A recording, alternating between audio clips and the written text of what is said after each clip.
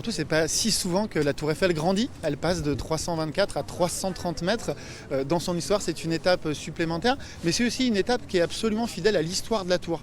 Quand Gustave Eiffel la conçoit pour l'exposition universelle, c'est à la fois un objet monumental, mais c'est aussi une promesse de défis scientifiques, techniques, industriels. Dans cette histoire et ces 132 années de la tour, la radio a joué un rôle très important. Et quand même la tour doit être détruite 20 ans après sa construction, en 1910, elle est sauvée précisément parce qu'elle est le point le plus haut de Paris et qu'elle va permettre le développement de la radiodiffusion.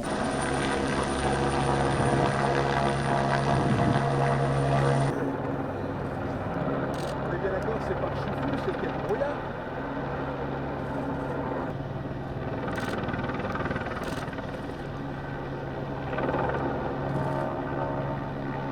La tour Eiffel est perchée à 300 mètres au-dessus de la ville de Paris.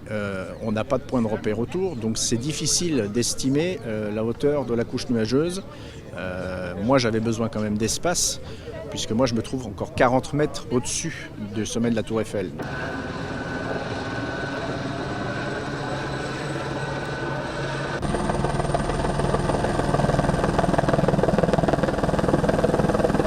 Plus on est haut et plus on va diffuser loin, plus l'horizon est éloigné, c'est assez simple à comprendre et donc il n'y a pas de point meilleur que la tour Eiffel parce qu'avec un seul site de diffusion on couvre sur 12 millions.